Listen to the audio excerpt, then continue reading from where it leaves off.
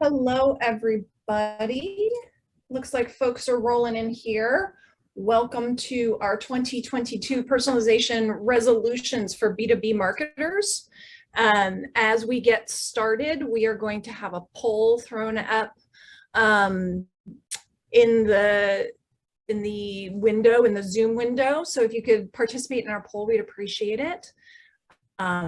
We do have some folks still rolling in, so I'm not going to get started right away, but I'm so glad you all could join us on this Tuesday at lunchtime, Eastern time.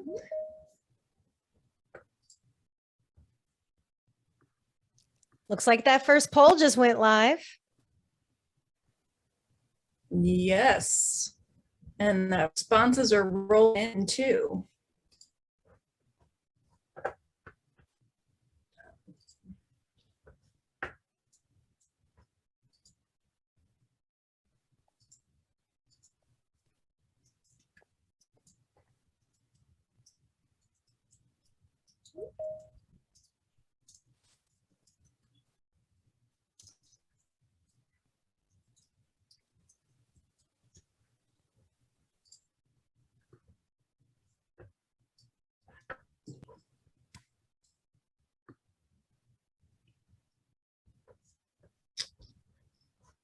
I've got something going on over here, so I'm going to mute me, but it looks like we still have people coming in and responding to the poll, so I will be right.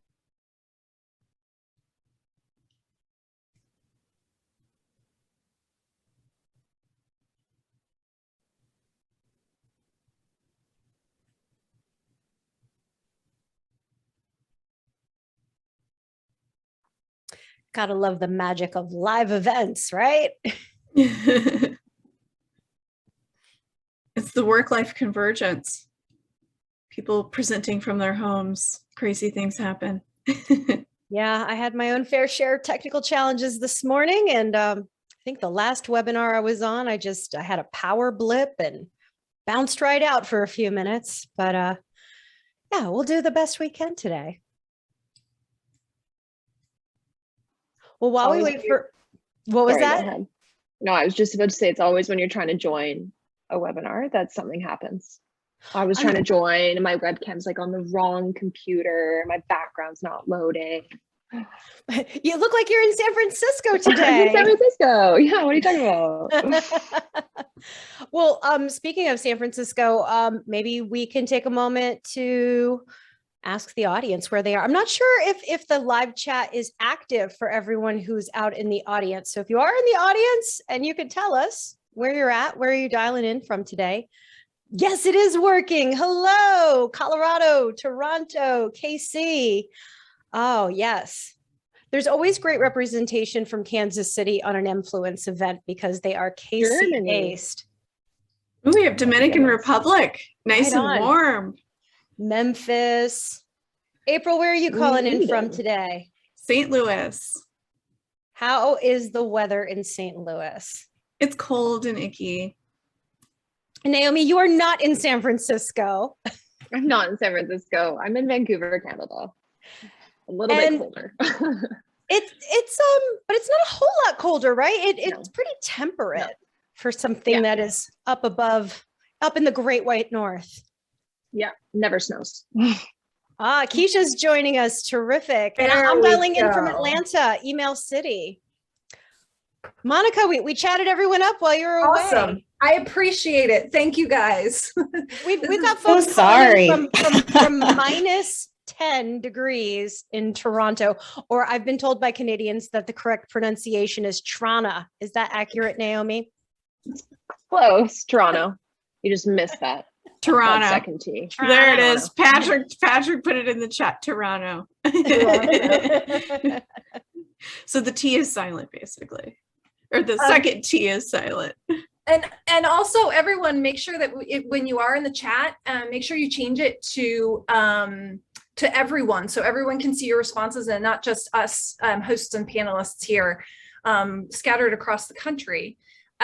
Keisha, we were talking about where everybody's calling in from, and where are you calling in from today? From West New York, New Jersey, so just across from the Hudson from New York City. I I just Nice. moved from Weehawken and I lived in Oh. Edgewater and North Bergen. Oh my gosh, we've been neighbors this whole time, and I never knew Yes. that. That's crazy. Oh, bummer. That's awesome. Well, it looks like, what do we got here on participants? We've got a good group of people here. We're going to get started. It looks like everyone has Northeastern Pennsylvania. Awesome. We got good representation nationwide. And I think you guys said that there was someone from the Dominican Republic on as well, correct? Mhm. Yes. Fantastic. I love it. I love seeing people in warm places when it's cold. We got Um, representation from France as well. oh, Sweden. wonderful. Fantastic. Wow. Don't ask me to speak any French, because I definitely won't do that. So welcome everyone to today's webinar on personalization resolutions for B2B marketers. We have, as noted in your poll, we have a poll question up. I think we're going to take that down here after we do intros for all the panelists and share with you guys the results and see kind of where everyone is in their personalization strategy going into 2022. So some quick intros here. I'll have everybody introduce themselves. I am Monica Hoyer. I'm the Director of Marketing at Influence. I've been in the email space for over 20 years, probably bumping up on 25 years. Worked for ESPs, worked for publishers, done the data, the content, the testing, everything from A to Z in the email space, and joined Influence in September of last year. So I've only been here for a short little bit of time, but I'm excited to be with this group today and also at the Influence team. I'm going to now push it over to April to do an introduction of herself, and we'll just go down the line there. Perfect. April Mullen. I'm the Director of Brand and Content Marketing at SparkPost. I've been an email geek for the last 15 years. Now I'm just doing it in a brand and content capacity for an email marketing company. So I also co-founded Women of Email with Jen. So Jen. I'm Jen Capstraw, best known as president and co-founder of Women of Email. Additionally, I am a consultant to a select suite of non-competing vendors in the email space who are doing really cool stuff and are a little bit under the radar, including Influence. So I'm super excited to be here today representing my pals at Influence. Keisha. Yeah, I'm Keisha Velasquez. I'm the Director of Content Marketing at Junco, which is a diversity recruiting platform. And I've been doing content marketing for about 7+ years. I started out in email marketing, trying to market my own product. I created like a craft product that I was selling direct to consumer. So that was my first stab at doing email campaigns in order to like grow my revenue for my own business. And then eventually I kind of pivoted to more digital marketing and content marketing and did B2B email marketing for a small financial services company. And from there I worked in a CDP or customer data platform company that was another software company that marketed to marketers. So I've done B2B marketing for about the past 3 years, but originally I started out doing more direct to consumer or B2C email marketing. Fantastic. And Naomi. Hello, I'm Naomi. I am the Lifecycle Marketing Manager at Invoice2Go, which is a B2B invoicing solution. I love email in the SaaS space, but I also work a lot with push notifications and in-app messages and SMS occasionally. So love email. Fantastic. Thank you guys. And thank everyone for responding to our poll. I'm posting the results of our first poll up here right now. So you can see kind of where everybody is landing here. Most people are using it sometimes. Some of you guys are planning to use it.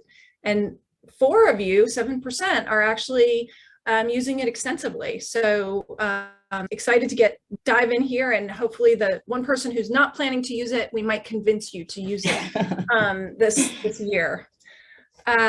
Great. So close out of that. I'm going to jump right in here. Thank you again for joining us. One of the reasons we're doing this here, we're here today, is because the State of Email Marketing B2B report that Influence just launched at the end of last week let us know that 62% of folks were planning on implementing a personalization strategy, or will include a personalization strategy in their planning for 2022. So super excited to see what that means for everyone. And we'll dive right in here. I'm going to, we're not going to go into examples just yet. So I'm going to close out of that so you can see all of our beautiful faces and kick it off with the first question is going to go over to April. April, talk to me a little bit about what's different about personalization in 2022 versus other years. I think in particular with B2B, we're starting to see B2B adopt more strategies from B2C in terms of thinking more broadly about following where the customer is in their journey. And I know that's kind of like a very nebulous term, it's kind of overused, but like, what is the context of what your customer is trying to do? If they're a prospect, what's their level of intent? What kind of content are they looking at? And really delivering communications and experiences on your website and just basically all the ways that someone can engage with you, following them and really delivering on what it is that they want. I feel like B2B, we haven't quite gotten the investment we need to make that happen, but I'm talking to more and more marketers on the B2B side, I myself being a B2B marketer.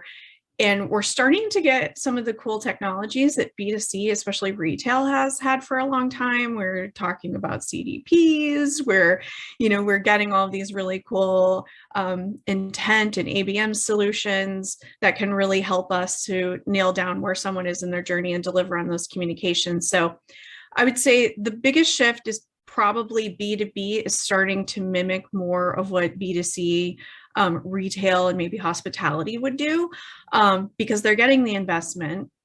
I think a lot of companies are also realizing that that's really the way that you build a great, like if you're, I'm in B2B SaaS, and so you have to have a great relationship with your customers, and your marketing has to really line up with that. I mean, the marketing is often the first touch point that someone has before they ever even talk to a sales rep, before they would sign a contract, before they would have a relationship with your company and maybe work with an account manager.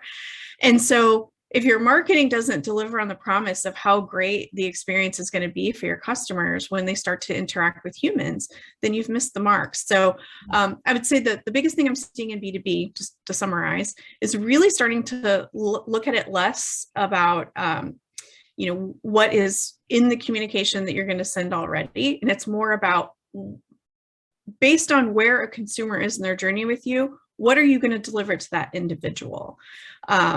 So that's been kind of an exciting shift that I'm starting to see in my inbox. I mean, we still have a long way to go, but I think that's one of the biggest changes that I'm seeing. And I think a lot of that's driven by the third-party cookies going away. There's money kind of shifting away from maybe advertising and starting to go in its rightful place with more of the like email and web personalization and things like that. Fantastic. Very long-winded answer, but super passionate about this topic.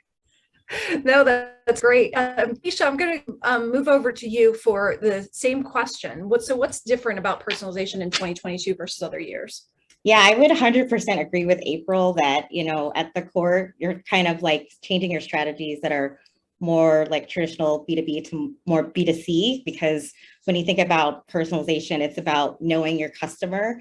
And when you're B2C, it's a lot easier because you might be interacting with that customer directly. Like when I was, running my own business, I would talk to my customers, I would see them, I would get feedback from them directly. But when you're B2B, it's a little bit harder to scale that personalization. That's like one of the main challenges. So one thing that B2B businesses are doing differently is how they collect that customer data or that behavioral data that's more predictive and showing, what is the next step they're going to take after they interact with your website or download a form? Like, what is the next thing that they're going to do?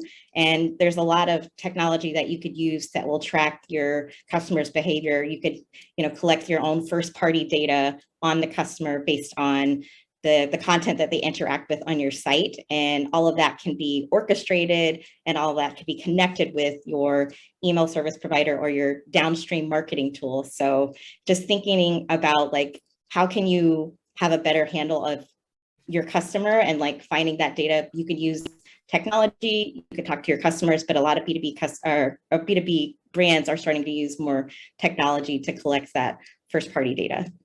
So the B2B marketers are getting smarter. Is that what you're saying? We're getting smarter. More strategic, I guess, of how they approach the personalization of like by collecting that behavioral data through technology like CDPs, for example. Right. Okay, cool. Awesome. So moving on to our next question, what are some, and I'm going to have Jen and Naomi answer this one. What are some of the best tactics you've seen from companies that have done personalization well? And I'm going to add on to that at this point, and I can come back to these other questions too while you guys are answering them. But what have been some challenges you've seen, and how are brands getting creative with those challenges and trying to solve things creatively rather than just kind of pushing it to the side and saying, oh, I'm not going to do this because I don't have everything I need to do it? Jen, let's go to you first. I do hear marketers complain a lot, like, I don't have all the data I need. I don't have the technology I'd like to have. I don't have the team I'd like to have. My hands are tied. There's nothing I can do. And that's just not true. It does require some problem solving. And the simplest strategy that you can implement to level up your personalization in B2B email is to simply segment by the step that your prospect or customer is in the customer journey. And we've got a great example of this from a company whose name I can never pronounce correctly, Oberlo, something to that effect. And if you've been to any of my workshops, you know I love this example because it's simply a welcome message once you have signed up. So it's a new customer example, and it's showing you where you are as a freshly converted customer. They're orienting you like, here's the step you took, you signed up, here's where you are now, right? And here are the steps you're going to take next. And they just kind of show you the pathway. Here's the journey that you're going on. We've defined the journey and we're actually sharing it with you to just kind of, so you can wrap your head around where you are. We know where you are and you know where you are. And we're just going to keep pushing you toward the next step in the life cycle. And that's just the simplest thing that you can do to get started on that life cycle approach to your email strategy in B2B. And then I threw in a couple of other examples, and they're both from your company, Monica. They're from Enfluence, because Enfluence does a great job of showcasing what's possible with their technology in their own lifecycle marketing. So if you're in B2B marketing, you're probably pretty well acquainted with the concept of lead scoring. If you're not, the short explanation of that is for each time someone interacts with your brand, that is going to add or possibly subtract a couple of points from their lead score. And when they hit a certain threshold, that's an indicator that maybe they are moving from hand raiser to marketing qualified lead, or marketing qualified lead to sales qualified lead.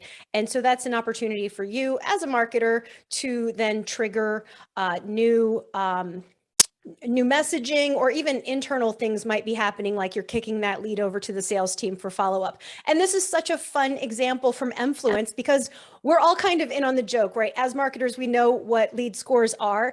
And if your lead score hits a certain threshold as someone who's in the Enfluence database, you receive this message. It's like, hey, your score is 40. Cool, huh? You know what that means? Like, you're not going to literally send to a non-email audience a message that says your lead score is 40, but you might send them some other type of campaign that is meant to accelerate them toward the next step in the life cycle. And I've got one more message from Enfluence. This is a post demo message. A lot of organizations, that handoff between marketing and sales is a little bit wonky, and sometimes marketing is in the dark. after that handoff happens. But in this case, marketing is supporting sales. So when sales gives that demo of the product, a lot of data has been collected in advance of that demo. Certain data points have been collected during the demo. And if they're all adequately loaded into your CRM, your ESP, like wherever it is you're putting your data, you can trigger a message like this that is very personalized to the person who just had this very intimate experience with your brand, saying, hey, here's what we know about you. Here are your priorities. Here is the size of your database. Here's some information about us. Here's who you met with. Here's a fun fact about that person. Here are some other fun facts about our customers and our technology. And we're just going to keep you moving through the life cycle. And by the way, that proposal is available to you if you click this handy link, which I believe was up toward the top of that message. I don't think I can scroll back up, but awesome. Thank you. And Naomi, I believe you also have some examples, but the question, just to reiterate, is what are some of the best tactics you've seen from companies that have done personalization well? Yeah, I mean, I think just to piggyback off of what Jen said, companies that lean on data that their customers provide them or data that we collect as marketers, I think are the best examples you could come up with. However, for people like me as an end marketer, sometimes I will be messaging on Slack the data analysts and the product owners trying to get access to these events that I would love to personalize marketing campaigns with. And they're like, yeah, I'll get it to you next quarter. Or yeah, I can bring that data point into your ESP in like 6 weeks time. And I'm like, I want to personalize with these data points now. And so it's always a struggle or a headache for that cross-team collaboration to move as quick as possible. So ways that I like to kind of beat around the bush with that is an example of this email here is kind of creating a scalable one-to-one email from, we don't have a sales team at Invoice2Go. It's the marketers kind of reaching out and trying to communicate that we're there to help any of our subscribers via email. So this is an example that we've created that's very scalable, doesn't require any data points really, just to check in with our end user or that business that's signing up to our tool. This email, we see a fantastic reply to rate. So I'll have a sync with our customer success team. I try to do it frequently, but things get in the way, and we'll go through recent replies just to see if there's any highlights or trends. Another kind of way that I can bring the data collection into the ESP myself is creating campaigns based on like click-through link retargeting. So if in the ESP I can say, hey, I'm going to send out this email that's going to ask an end user how much handholding they want during onboarding, or how much handholding they need during that sales process to get them to sign up to a paid plan. And so in that initial welcome email, I can say, hey, are you new here, or do you need help from our sales team? And based on the link that they click or the journey that they choose to take, I can then craft a really unique automation journey for them afterwards. And I'm not reaching out to the data team for help with that. I can do it all myself within the ESP. So that's my answer. Do you want to go through these examples? Yeah. Yeah, for sure. This is another way that as a marketer, you can continue to collect information on your user, especially if it's missed during that initial sign up period. This is Treatwell. They're a beauty booking company based in the UK, but they have a fantastic email that actually went out, I think last weekend, even though I've been a subscriber with them since 2019, and they asked for my birthday. And so depending on where that link takes you, it could register in the ESP automatically, and then Treatwell could come up with a fantastic, like, just anniversary campaign. And you could do that too, like, when was the date that you first made your first business sale? And you could put that in, and then as a business, you could have this fantastic anniversary campaign that's super personalized. So as a marketer, there's many ways you can continue to collect data. And then this last example is from Endy. They are a Canadian mattress company. And I purchased a mattress from them. And they are, in my opinion, a bit of a boring product. Like the buyer cycle, I hope, would be like 5 to 10 years every time I need to go purchase a mattress. But they keep me in their email list, and they still create like a very unique email marketing program, despite the fact that they're not yelling at me to purchase another mattress because I just bought one. So continuing that personalization, they're asking me to refer a friend. And I get $55 to Tim Hortons, which is a Canadian coffee shop, if I refer my friends to purchase a mattress. So I love the way that they connect with me after purchase. And I even love that their referral kind of bonus isn't for their product, because I don't need another mattress. So it's continuing to kind of branch out and give me more than I need. Right. And understanding that you're not in the market for a new mattress. Yeah. Because they know that it's going to be 5 to 10 years before you buy a new mattress. So not shouting at you to buy. A lot of companies will do that, especially B2B companies. They'll say, well, you purchased from us and now we're just going to continue to try and sell you product. When at the end of the day, that's not what you need. Yeah, it's great acknowledgement. Yeah. And then this is Trustpilot. Yeah, so this was the last example that I have of bringing data into an email again, showing how much interaction I had with the platform. Late last year, when all of those end of year wrapped campaigns were going out, I created one for Invoice2Go as well with our team. And we faced the issue where we didn't have all the data we needed in our ESP. We couldn't just automatically pull in total counts. So similar to how Trustpilot has pulled in, you've done one review. We actually had to go to our data warehouse and pull out a massive CSV and upload it as like static numbers, but it was a hack and we did it, and it performed really well. And so I think there's a lot of mentality in the email space sometimes that automation should be easy and you should be able to pull in the data super quick, when in reality, I think probably half of us are doing these different workarounds to try and get the email campaign across the line, and we're making it work regardless.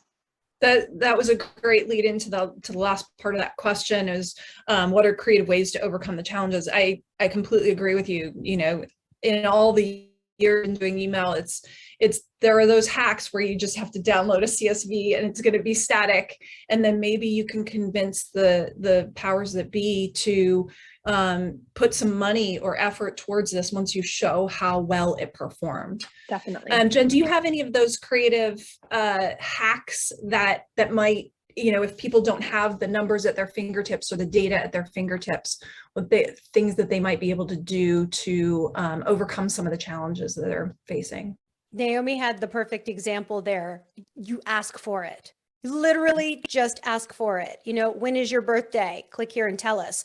But what I found is, like, when you use that strategy to just capture a single data point, if you do it in kind of a multiple choice style, use your call to action buttons as answers to a single question. So maybe the question is, you know, I used to work for B2B manufacturer of ergonomic furniture. In fact, this chair it was manufactured by them. Now my shirt's stuck in it. There we go. It's a company called Human Scale, and they make some of the best ergonomic products on the planet. And their customers are sometimes architects and designers. Sometimes they are designers in the hospitality industry. Sometimes they are folks who are in healthcare. And the messaging we want to send to these different verticals is going to be very unique. And if you haven't captured that data point, a simple way to solve for that problem is to say, tell us, which of these verticals do you represent?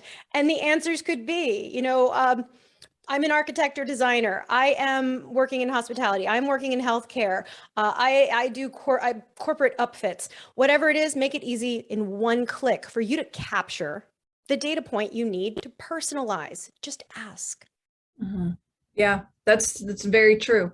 Because the more of that zero-party data, which we were talking about the other day, that we can get, the better off we are as marketers.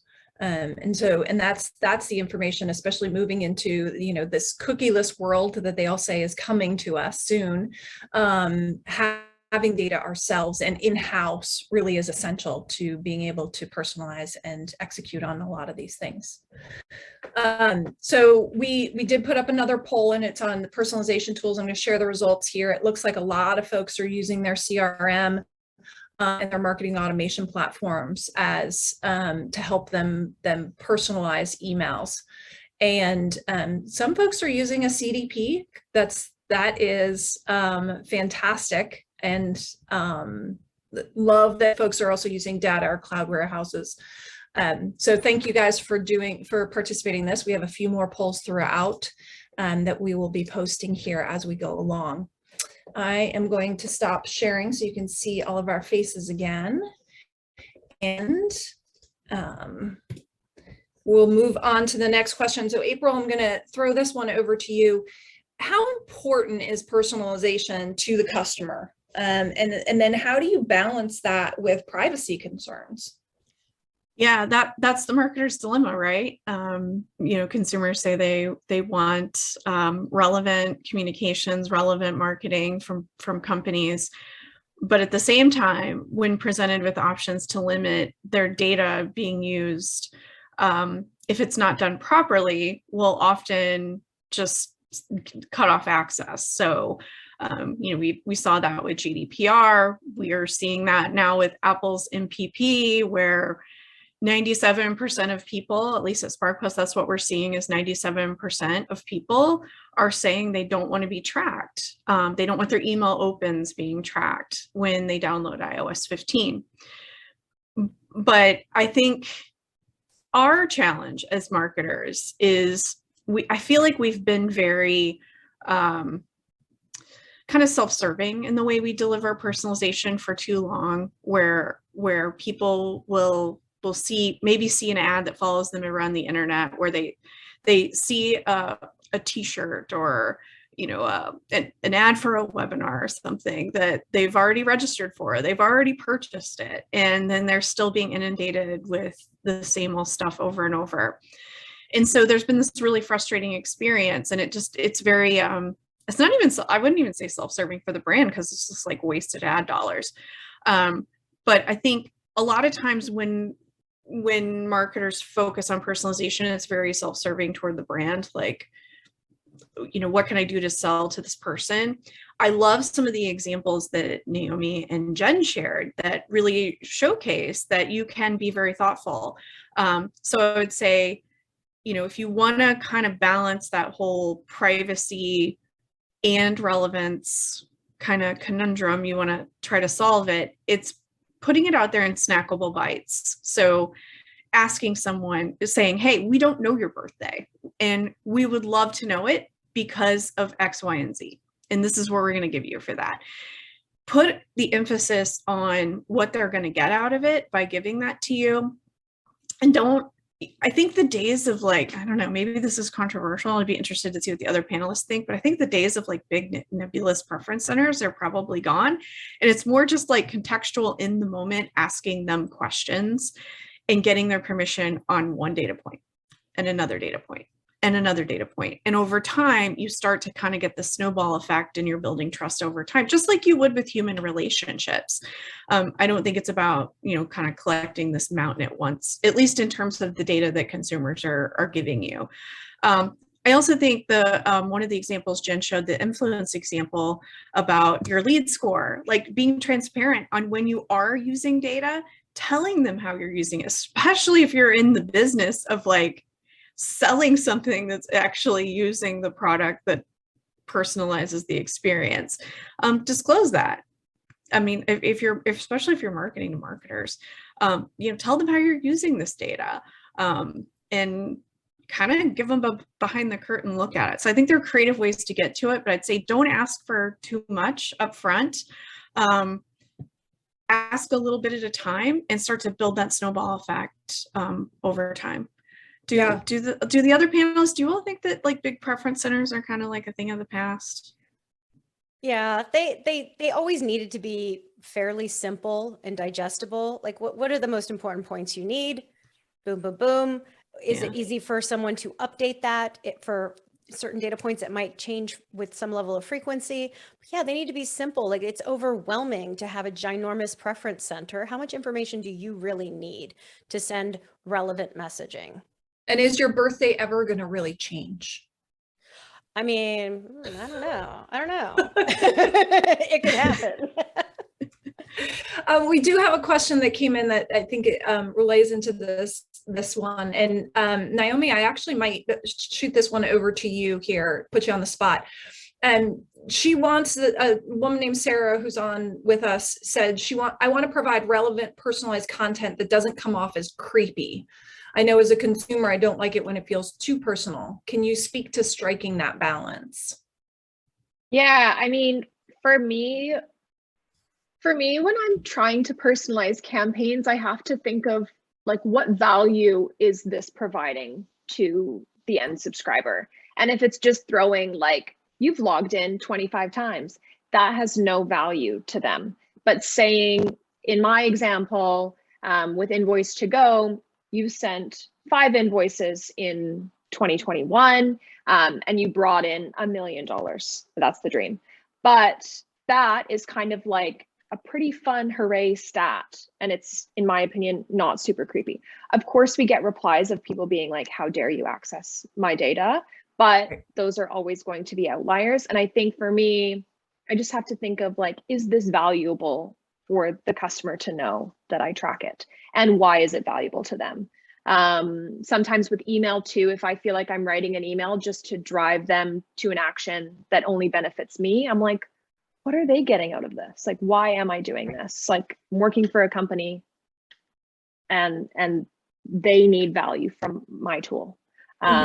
So that's mentally how I kind of strike a balance, but there's always going to be people that don't want any of their data tracked and think it's horrible that I know how many sessions they've had and what they've done on the app. So just putting myself in the shoes of the user, I think, is how I try and go about it. Yeah, I was actually just reading a report by Accenture, and they have a whole page on what's cool and what's creepy in terms of personalization. And it's very much a B2C example, but the creepiest engagement tactics that responders said was text from a brand or retailer when walking by a store. That's really creepy. Like, you have way too much information on me. But receiving yeah. I have a very good example of a brand that I worked with once that set up little geo fences in a grocery store. And if you had the app installed on your phone, which was connected to all the receipts that you had as well at that grocery store, when you were walking down the aisles, you would receive push notifications if you were close to an item of food that you had bought, and they had like lifespans on average purchase pasta every 2 weeks, and you'd be walking down the aisles and it would be like, pasta to your right and you're out of milk according to how often you drink a carton of milk.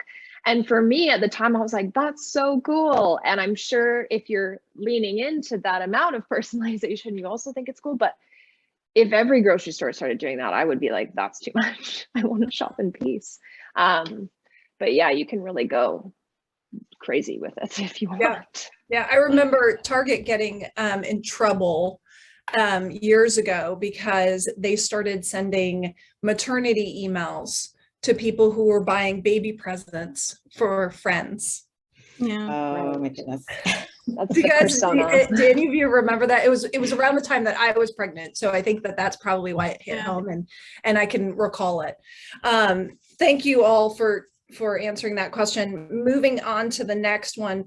Jen and Keisha, I'm going to ask you, talk to me a little bit about some of the challenges toward having a more personalized program and how folks can overcome those challenges. Keisha, why don't you kick it off? Yeah, so again, I think the challenge for B2B is definitely not either not having the data that they need for those insights to be really personal in their messaging and making sure their messaging is relevant and timely, or if they have a lot of information and they don't know how to like orchestrate it or really make a decision on like what is the next best offer or message we should give them. So I mean, there's different ways depending on your resources. So if you're a small, scrappy startup like Junko is, you could look at data by just talking to your clients or your potential customers and thinking about personas and their challenges and kind of like mapping it out that way.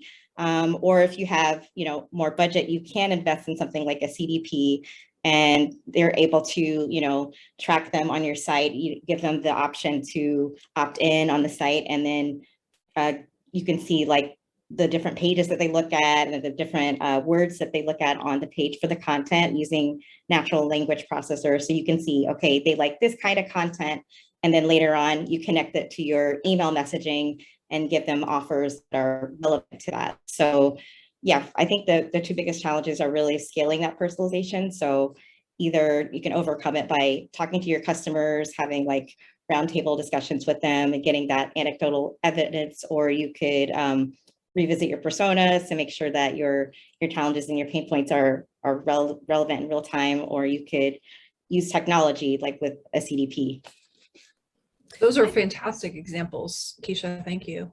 Jen? I think a lot of marketers struggle to step back and look at the big picture and have a methodology for prioritizing what they should do.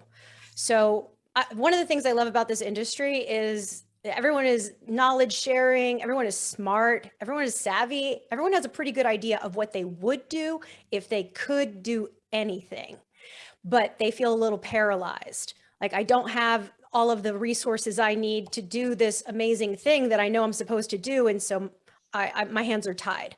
And that's not true.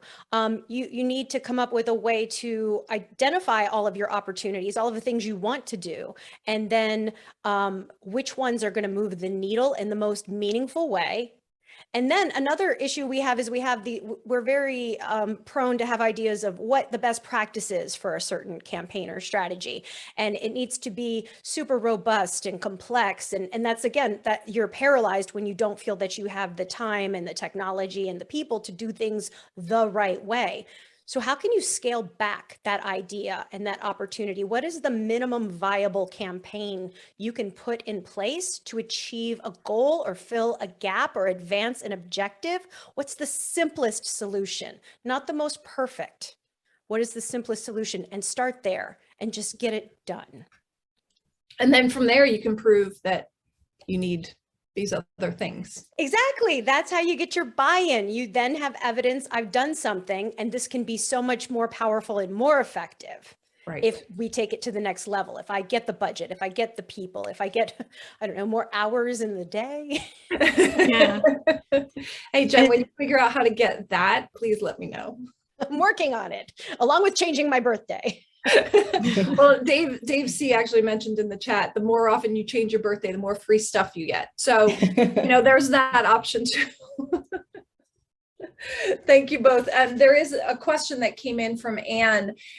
She says, help, how do I convince my company we need a CDP? We're a B2B SaaS company and we have no event data coming into Marketo.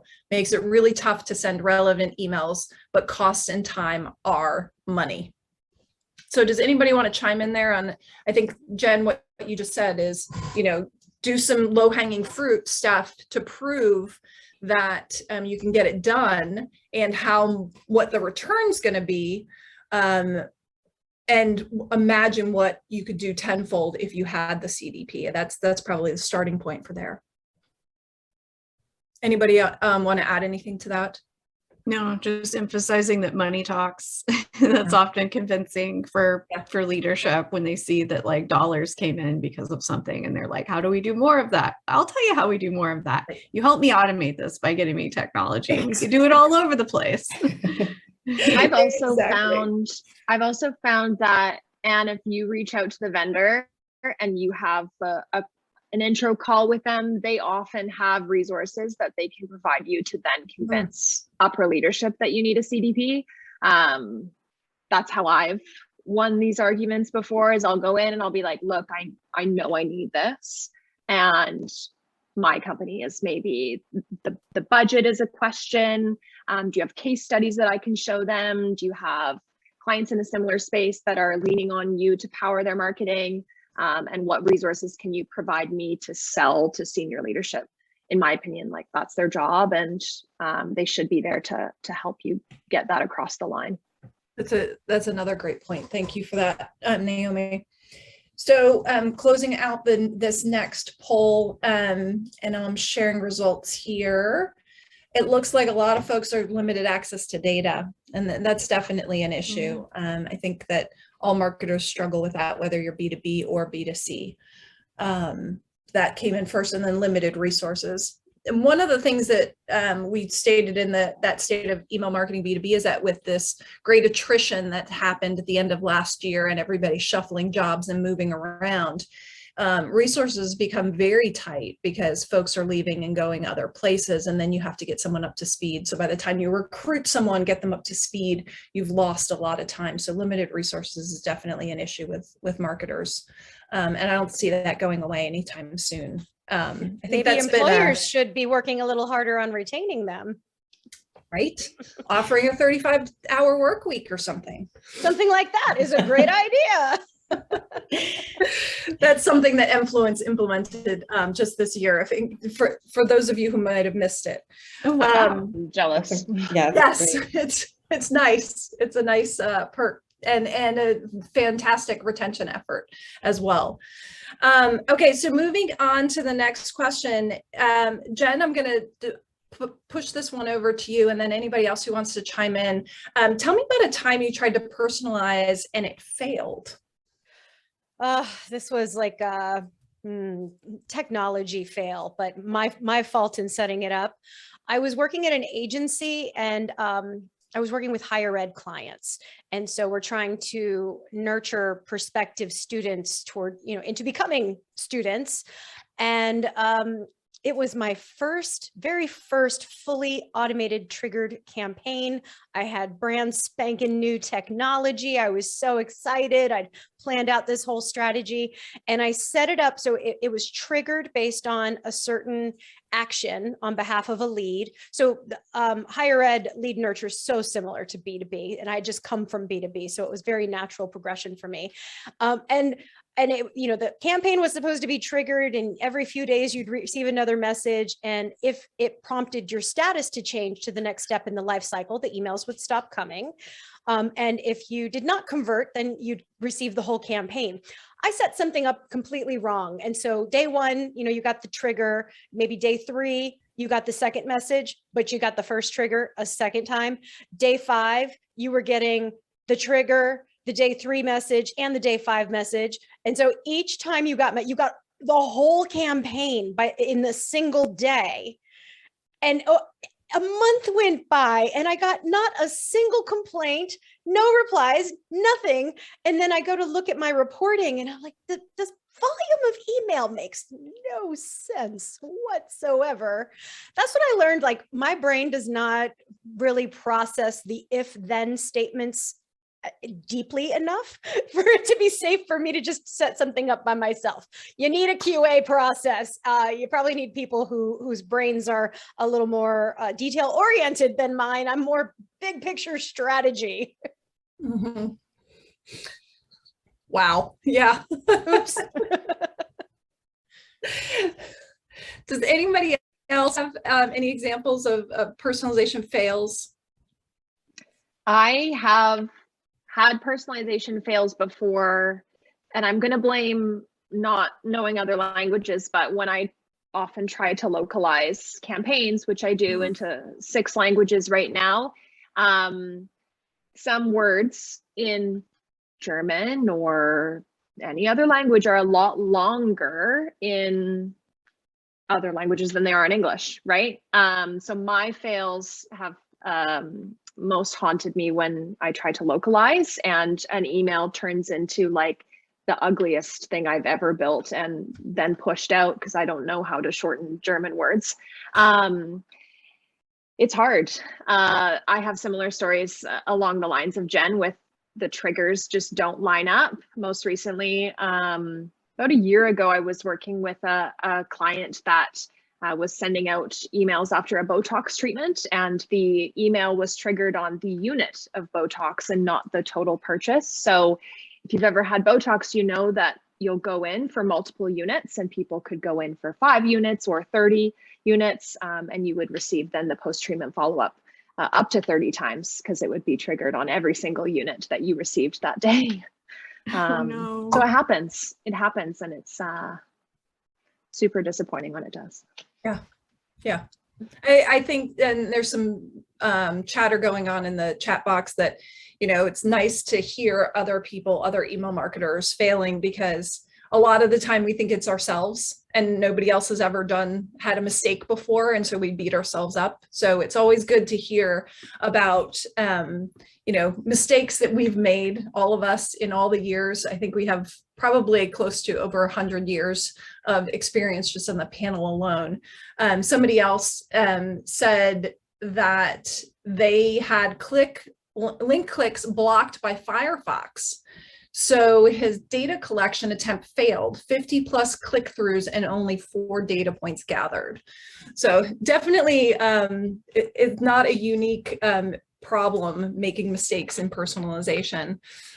Looking at the time, we have about 10 minutes blocked here, but the conversation can definitely continue going. But I want to wrap this up and then go to the audience with questions. I'll go around the room, starting with April, on what's one resolution that you would recommend for the audience to implement in 2022? Create your top 10 list. What are the 10 things or 5 things that you would want to know about your customers that would help enhance their experience? And then go out. You've been given some great examples by Jen and Naomi on brands that have simply just asked the question very easily in email. So go collect those data points and start to see how they perform. Start to build your business case on getting more data points that are, you know, more automated, having more 0 and first party data.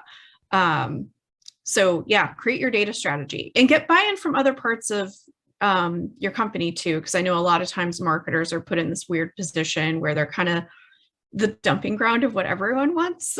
So talk to your account managers, talk to your sales reps, talk to your executives, and find out, like, if you could learn something about our customers, what would it be? And how would you use it? And use that to kind of compile your list and make sure you're giving a little bit to everyone, but making sure that list is going to deliver a lot of value to your customers and help enhance their experience across the life cycle. But just start small, create your top 10. Yeah, fantastic. Jen, I'll go over to you next. I would make that master list of what you would do if you could do anything, document it. And it can be very informal, just like a little bulleted list that you create solely for yourself, and evaluate it and identify what are the top 3 that would move the needle. What would make the most meaningful business impact if I could do this thing? And you might want to evaluate those opportunities by level of effort and return on investment, or look solely at return on investment as like your metric for picking the top 3. And then challenge yourself to scale back your idea. Whatever your perfect state is for implementation, think about, how could I advance this objective in the simplest way possible? I don't have to have a full-blown, deeply personalized campaign to get the job done. Your campaign needs to be relevant enough to get the engagement that you're looking for. It doesn't have to be over the top perfect. Nothing has to be perfect. But every day that a campaign is not live is a day that it's not making money for you. So what is your minimum viable solution to your problem? I love it. Keisha, what about you? What would you say people should do in 2022? Yeah, one resolution that I have for myself is to talk to my potential buyers or my customers once a month. And it might not even be like current clients. If I can't, talk to them, I will talk to the AEs, or I'll listen to a gong call.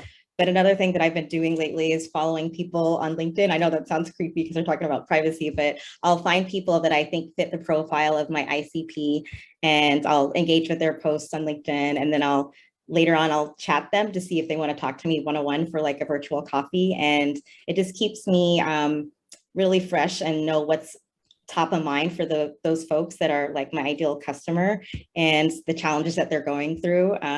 Just because when I really first dove into content marketing, it was around the pandemic, and it taught me that, things will happen. So if you have personas and profiles set up, that you should update them. They should be living documents. So whenever there's a major life event or things happening in the industry or technology, you should just try to check in with them pretty often, or as often as you can. And if you can't do that as an email marketer, talk to your customers directly. Try to find those, offline communities or communities outside of, or channels outside of email to engage with them, or kind of take a temperature gauge of what they're talking about and the themes to make sure your actual content and your messaging lands with them. Awesome. Naomi. These are hard to follow. I was like, yeah, April, love that. Jen, oh, great. And now Keisha, I'm like, oh, good. I would, definitely recommend everything they've already said. For me, my goal is to kind of hone in on, what are my goals as a marketer? For me, it's conversion to a paid subscription. How does email influence that? And what are 3 kind of milestone campaigns that I can define that are doable over the next quarter to build out and see if personalization works? And for me, if I'm not in my data analytics person's DMs on Slack asking him how long it's going to take to get data points into my ESP, I'm submitting a brief to say, can you export a CSV of data for me so I can upload it and then show the whole company how much a personalized email is worth to us and how it does contribute to conversion. So for me, my goal is to really streamline the process to get data, but if not, hack my way around it to show how valuable that data is. Awesome. Thank you. Awesome job, everyone. Thank you so much. Thank everyone who's still with us for participating in our polls, asking questions throughout. We do have a few questions that came in, and please continue to ask questions while we answer some ones that came in. But it looks like Christiane, and I know I'm hacking that name, so I'm not going to try and repeat it, asked, how do you filter out some of the noise that could come from spam checker bots more common with business emails? Does anybody want to jump in on that? This one's hard because it's business email is a little bit more finicky. There aren't these more broad-based rules that you see with B2C. I'm going to try to find a content piece that we have at SparkPost and link it. Hopefully I can get to it fast enough, that talks about B2B email deliverability. We hired an outside expert that focuses on B2B email deliverability. She had a lot of really great tips, but I will warn you, it was not a easy, hard and fast set of rules. It was a lot of kind of strategic things that would need to be implemented. Right. But really good advice. So I will link that. Fantastic. The Anybody simple else? solution is going to be a hidden link, something that no human would click on, but it's in the code. And if a bot clicks on it, then you know that all of the clicks, all the +1 clicks, they're all bots, and you can find some kind of a way to correct your engagement data based on whether or not there was engagement with a particular link within your email. Interesting. It's not Great. perfect. It's not foolproof, but they'll get you pretty close. Yes. And then Emily asked, what are more data points to ask for B2B customers? She loved the business anniversary idea, but what are some other things that you could ask your B2B customers to bring in more data, some more of that zero-party data that we were talking about? I think the most important data point you can have as a B2B marketer is knowing whether the person at the other end of your email is in market in that moment in time. There's a stat that came out last year from Marketing Profs that said only about 5% of your database is in market at any given time for a solution like yours. So how do you identify that 5%, and how do you focus your attention on moving them through the funnel, making them sales qualified, getting the proposals in front of them, or whatever it is that you need to do? And it goes back to the very simple asking them, asking them, simply asking them, you know, is today your birthday, right? Are you currently shopping for XYZ thing that I sell? Or when will you be purchasing XYZ thing? Is it in 30 days, 90 days, 6 months, 1 year, more than 1 year? I have no idea. I have no budget. Like, that's the number one data point you can have is, are they in market? That's a great point. Yep. And then the final question that I have here is, our existing data is based on licenses rather than decision makers. What's your advice on creating a campaign to determine if the contact we have is the decision maker? I think it goes back to what you just said, Jen, is just ask the question. You can just ask the question, but often that's something that's kicked back. That's a sales obligation, right? You've got someone in your database that you're nurturing. Once they become a very viable lead, it's up to sales to do that legwork.